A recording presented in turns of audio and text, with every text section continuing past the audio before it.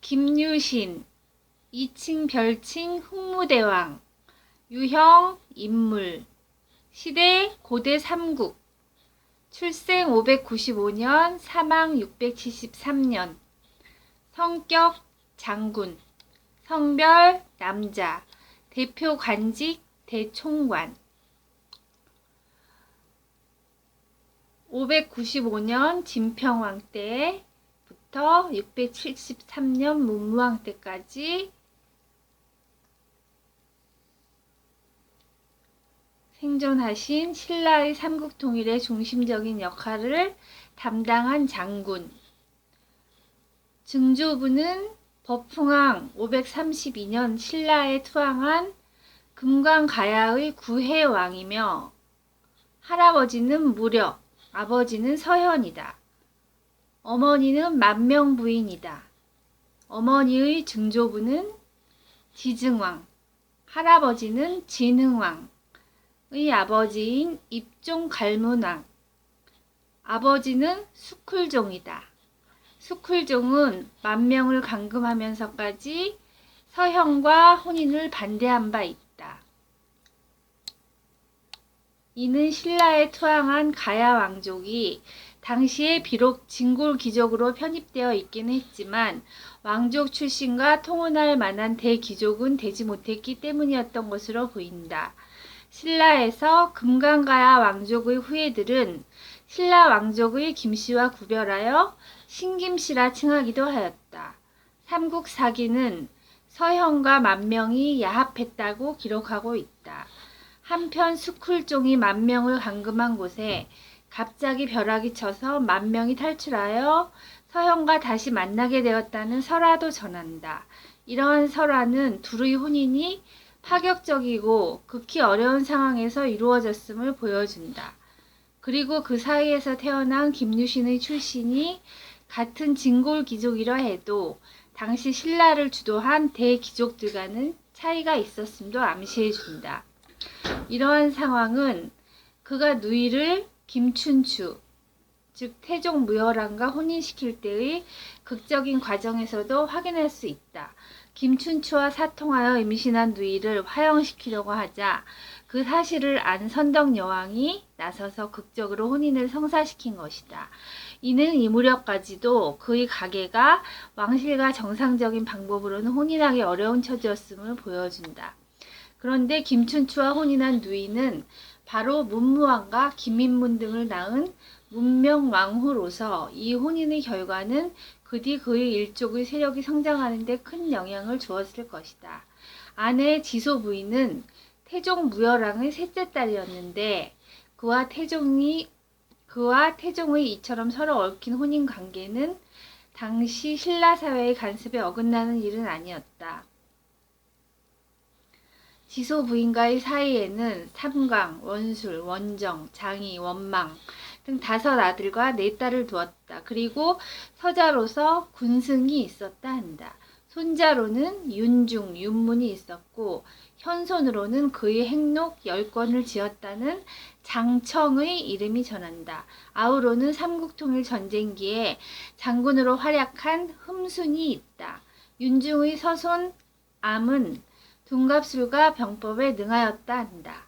지금의 진청 길상산은 고려 때 태령산으로 불렸고 김유신의 태를 안치했다 하여 신라 아래로 김유신사를 세워 봄, 가을로 국가에서 향을 내려 제사하게 했음이 전해지고 있다. 감금에서 탈출한 만명은 만녹은 지금의 충청북도 진천의 태수로 부임하는 서현을 따라갔고 그곳에서 595년 김유신이 출생한 듯하다. 김유신은 15세에 화랑이 되어 용화, 향도라 불리던 자신의 낭도를 이끌었다. 그 무렵 화랑 수령 과정의 활동은 그에게 수령과 배움의 과정이 되기도 했지만 이때 맺은 낭도들과의 유대관계도 장성한 뒤의 활동에 중요한 토대가 되었을 것으로 보인다. 신라에 귀화한 가야 왕족인 그의 일족 중에는 전공을 세워 두각을 나타낸 인물들을 여러 찾아볼 수 있다. 신라의 토착 귀족들 틈에서 그들이 활로를 열기 위해서는 스스로 공을 세워 인정받아야 했는데 그것은 그의 경우도 마찬가지였다. 그의 활동에서도 가장 눈에 띄는 것은 전투에서의 공로이다. 그가 세운 큰 전공으로 전하는 것 중 최초의 것은 629년 34세의 일이다. 34세 때의 일이다. 당시 신라군은 고구려 낭비성을 공격했는데 1차 접전에서 패배하여 전의를 상실한 상태였다. 이때 중당 당주로 출전한 그는 단신으로 적신에 돌입하여 유린함으로써 신라군의 사기를 북돋워 크게 승리하는 데 공을 세웠다. 김춘추는 선덕여왕 642년 백제의 침공을 막기 위하여 과거 적대관계에 있기도 했던 고구려에 청병하러 갔는데 이에 앞서 교섭 과정에서 일어날 위험에 대해 그와 상의하고 서로 목숨을 건 맹세를 했다. 그들은 당시 신라 조정에서 아직 최고 서열에는 들지 못했지만 보수적인 신라 기족사회에서 큰 변화를 일으키게 될 그들의 정치적 결속이 이때 이미 뚜렷하게 나타난다. 이 무렵의 주는 지방 행정 단위로보다는 군사 작전 구역으로서의 성격이 강하였고 주에 파견된 군주도 지방 주둔군 사령관으로서의 성격이 컸다. 642년 김춘추가 고구려를 향해 떠날 때 김유신은 암양주, 지금의 경상북도 경산의 군주가 되었는데 이때부터 신라에서 중요한 군사 직책을 맡게 되었다. 이후 그의 활약은 뚜렷해진다. 644년에는 소판이 되었고 그해 9월 상장군으로 백제 원정군의 최고 지휘관이 되어 전략상 요충인 가해성, 설열성, 동화성 등 7개의 성을 점령하였다. 이듬해 정월에는 원정에서 돌아오자마자 백제가 메리포성에 침입하였다는 급보를 받고 가족도 만나지 않은 채 다시 출전하여 승리하였다. 그해 3월에도 귀환하기 전에 또 백제의 침입으로 출동하였는데 이때 유명한 일화가 전한다. 당시 전열을 정비하여 즉시 떠나게 되자 문 밖에 나와 기다리는 가족들을 돌아보지도 않고 50보쯤 지나쳐 말을 멈춘 뒤 집에서 물을 가져오게 하여 마셨다. 그리고 우리 집 물이 아직도 예전 같은 맛이 있다고 말하고 출발하였다. 이에 군사들이 모두 이르기를 대장군도 이러하거늘 우리들이 어찌 가족과 떨어짐을 한스럽게 여기겠는가 하고는 분발하여 나아가니 백제군이 그 기세만 보고도 퇴각하였다고 한다. 또한 647년에 귀족 내부의 반란 진압에 중요한 구실을 하였다. 특히 반란의 결과는 그 뒤 신라 정계의 변화에 중요한 계기가 되었다.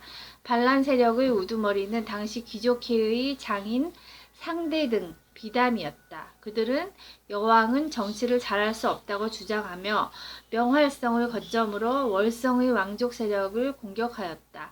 반란군과 대치한 지 8일 만에 선덕여왕이 죽는가 하면 흉조라고 믿어지던 유성이 월성 쪽에 추락하여 왕실 측의 사기는 위축된 반면 반란군의 사기는 충천에 있었다. 이때 그는 새로 등극한 진덕여왕과 귀족들을 이치로서 설득하는 한편 종교적인 재정과 계략으로 왕실 쪽 군중의 사기를 북돋워 반란군과의 결전에서 승리하였다.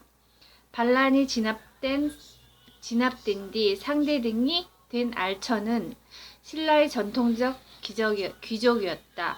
또한 반란의 진압에서 전통적인 귀족들이 힘이 컸음은 분명하다. 그러나 그 과정에서 김유신은 가야계 출신이면서도 신라 중앙정부의 운명을 결정하는 데 큰 구실을 했고 또 그로 인하여 그의 영향력도 커질 수 있었다. 삼국사기에는 비담의 반란 후 진덕여왕 때에 치러진 세 차례의 대규모 전투가 기록되어 있는데 그는 그 전투들에서 최고 지휘관을 맡았다. 진덕여왕 1년 647년과 2년의 전투에서는 암양주 군주로서 그 일대의 전투를 지휘했으나 진덕여왕 3년의 전투 당시에는 백제의 대대적인 침입을 막기 위하여 중앙군으로 편성된 군단을 지휘하였다. 당시 백제의 지휘관급 백인과 군졸 8,900여인을 죽이거나 사로잡고 전투용 말 만필을 노획했다는 전과를 고려할 때 신라 쪽에서도 주력 부대를 투입한 대규모 방어 군단을 편성했음을 알 수 있다. 지휘관 편성을 놓고 보아도 대장군의 김유신, 그 아래 장군들의 진춘, 죽지, 천존 등이 임명되었는데 이들은 당대의 명장들이자 정치적으로도 큰 비중을 가지는 인물들이었다. 654년 신라 군대 통수부의 중심적 위치에 서서 새 왕의 추대에 중요한 고시를 한 것으로 보인다.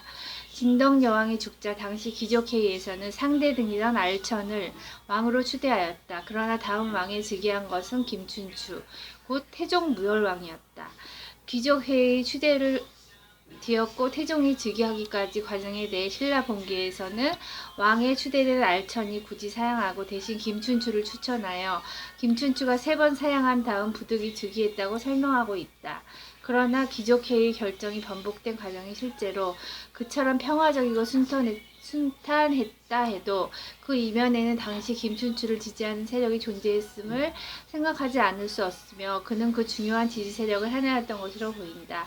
태종무열왕과는 젊어서부터 친분이 있었고 누이 동생이 태종무열왕의 비였으나 그들의 개인적 유대는 대단히 깊었다. 또한 642년 목숨을 건 맹세에서 알 수 있듯 그들은 정치적으로도 밀착되어 있었다. 실제로 그가 태종무열왕의 즉위에 관여하였음은 열전에 나타나 있다. 김유신전에는 그가 알천과 상의하여 태종무열왕을 즉위시켰다고 기록되어 있다. 그런데 귀족들에 의해 왕위에 추대된 알천이 그 문제를 전통적 귀족이 아닌 신흥 귀족 출신과 상의했다는 것을 이해하려면 그 동기를 알아야 할 것이다. 삼국유사에는 중요한 나라일을 결정하던 사영지 회의의 구성원으로서 알천, 임종, 술종, 호림, 염장, 유신이 열거되어 있다. 이 중 수석의 위치에 있었던 것이 알천인데 사영지 회의 구성원들은 유신의 위엄에 복종하였다고 한다. 이는 귀족회의 공식적인 순회는 상대 등인 알천이었으나 비공식적인 실세는 그가 장악하고 있었음을 나타내는 것이다. 이를 통해 알천이 전통적 귀족이 아닌 그와 상의하여 왕위를 양보하게 된 동기를 이해할 수 있다. 또한 왕위가 태종무열왕에게 돌아가게 된 데에도 태종무열왕에 대한 그의 긴밀한 지지가 크게 작용하였음을 알 수 있다. 태종무열왕의 즉위 후 그의 정치적 위상은 더욱 높아졌다. 신라 본기에는 태종무열왕의 즉위 다음 해 그의 관등이 대각간으로 나타난다. 그해 10월에는 태종무열왕의 셋째 딸 지소와 혼인하였다. 이는 태종과의 결속이 더욱 긴밀해졌음을 반영하는 동시에 종정과는 달리 가야계 출신으로서의 제약을 벗어나 왕실과도 통원하게 되었음을 보여준다.